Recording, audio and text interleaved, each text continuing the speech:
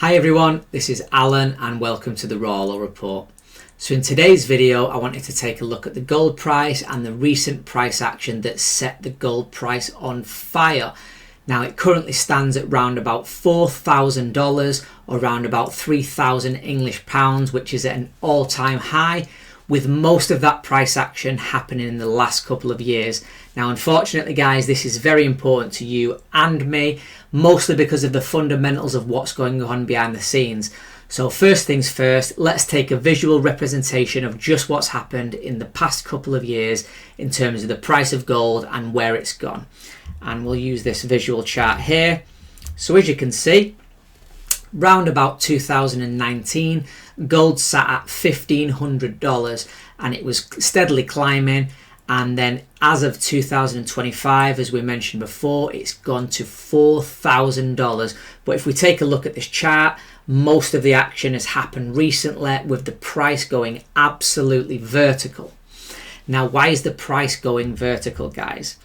Unfortunately, this is to do with central banks around the world printing absolute trillions of dollars and pounds and in various currencies, printing basically unlimited currency, and now all of that currency is looking for a home. Now unfortunately that is too much money chasing after too few goods.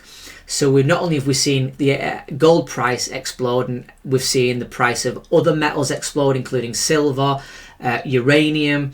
We've also seen house prices explode. So there's so much money, there's an absolute glut of money in the system, but with no home to park it. So as a result, all of that money means it pushes the prices of everything up. So governments and central banks not tying that money to anything and just being allowed to completely create this money out of thin air means that we've all had this wave of high inflation.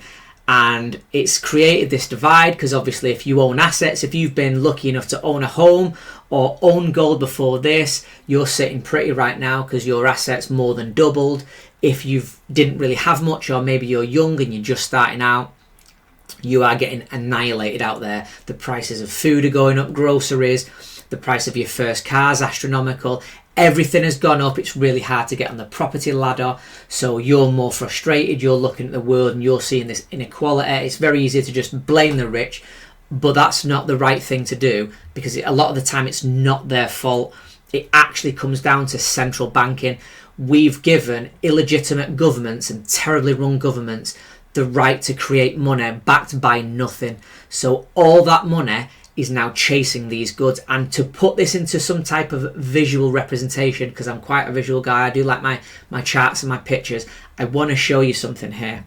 So for the longest of time, gold sat around $300. And if you look recently, so this is a great visual representation. So if you look on the right there, this is back in 1933 when gold was $20, and that's what $20 looks like. $20 and a few cents nearby, just to give you a visual representation. Now come to the left picture in 2020 and there is a stack of $1,770.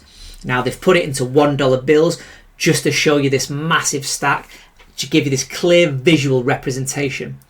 Now that picture obviously is a little old, because as we've mentioned before, the price of gold currently sits at $4,000, so more than double that stack on the left and then some, and that is a phenomenal amount.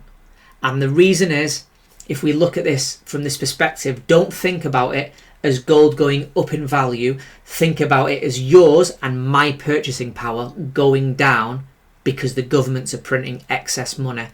So we're in quite a dangerous time now of high inflation going forward as governments look to inflate away their debts. It's the only game in town. It's the only game that they know. So what they're going to do is just keep money printing and money printing, and that will feed its way into the economy via inflation. So you or I mean, we want to protect ourselves. These are the times to hold assets. You should be holding on to any type of assets. The worst thing to be in these days is cash, because the high waves of inflation will just eat that away, which means if you sit in the cash, you will absorb government largesse, you will absolve all their problems. They created the problem, you eat it in the form of your wealth being stolen. We always get up, we go to work, we exchange that for currency, and that currency is being burnt away by governments that are out of control. Now, like I say before, the best way to protect yourself in this type of environment is to own assets, guys. But I just wanted to talk over the recent action because going forward, I think this is a trend that will continue, unfortunately. I don't think gold's seen its heights yet. I think it's got a lot more runway to go. I think this problem will proceed into the coming decades, not only the coming years, but the coming decades, as the Western world, or the globe, we should say, but more particularly the Western Hemisphere, looks to battle these problems. So I hope you liked today's video, guys, and I thank you for watching.